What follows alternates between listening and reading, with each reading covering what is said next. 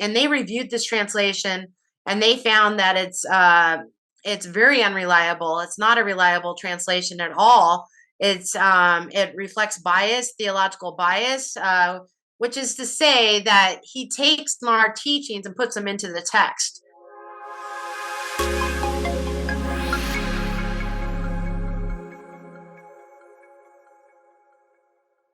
I have another kind of interesting area to bring up for a lot of people. They might not be familiar with it. And it's the passionately wrong Bible, as you call it in your book.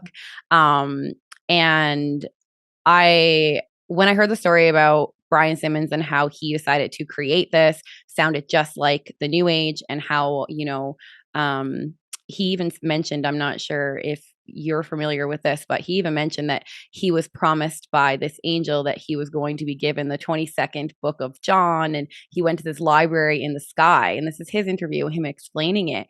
And that's exactly the New Age. Like, we went to this place called the Akashic Records, where there was like this energetic library where we could access, hidden knowledge. And it's kind of the same lingo that NAR uses. We're just accessing hidden knowledge that's been lost.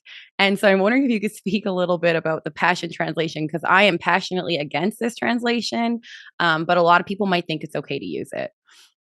Yeah. And actually, I wrote a blog post some years ago about him claiming that this 22nd chapter had been revealed to him.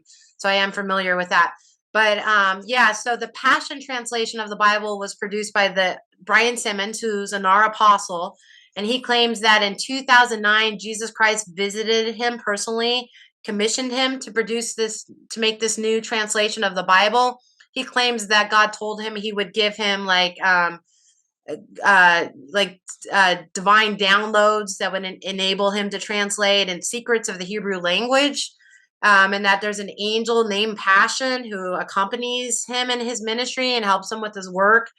And so there are some disturbing similarities, for example, to the way Joseph Smith would have claimed to receive his scripture, but with Mormonism. Mm-hmm.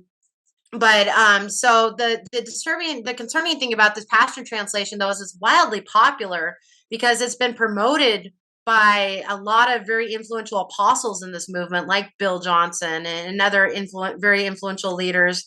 Bill Johnson has even preached from it from the pulpit. There's a special edition of the Passion Translation that's like a Bethel Church edition. Wow. And Brian Simmons will say that you can use this as your primary Bible for study. It's not just a paraphrase. He says it's a reliable translation. But a number of scholars, a number of them were commissioned by Mike Winger, did reviews of the Passion Translation. And these are reputable Bible scholars who work on like the Bible translation committees. And they reviewed this translation, and they found that it's very unreliable. It's not a reliable translation at all. It reflects bias, theological bias, which is to say that he takes NAR teachings and puts them into the text. So he makes it sound like the Bible is supporting NAR teachings and practices by just adding things to the text. And we give a lot of examples of that in our book. But he also claims that he was translating from like original Aramaic manuscripts that don't even exist.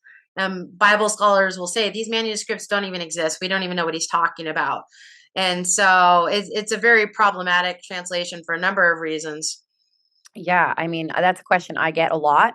I get a lot of New Age to Jesus followers. That's I think one of the biggest. They find me through my podcast, and they're looking for support. And I get, what's the best Bible translation a lot, and I always kind of lead them to the ESV. That's my personal favorite. And I do use the NLT, which is what you would call a paraphrase, but I don't use it as my main Bible. I kind of use it to help explain scriptures to people who might be new and struggling. But like you said, this isn't just a paraphrase. They're adding stuff. And in Revelation, it's very clear not to add anything to the Bible. And yeah, it's definitely not even a reliable paraphrase. No. It's someone who's taken a bunch of stuff that he wants the Bible to say and put it into the text and made it say sound it, like basically. It supports things it doesn't. Yeah.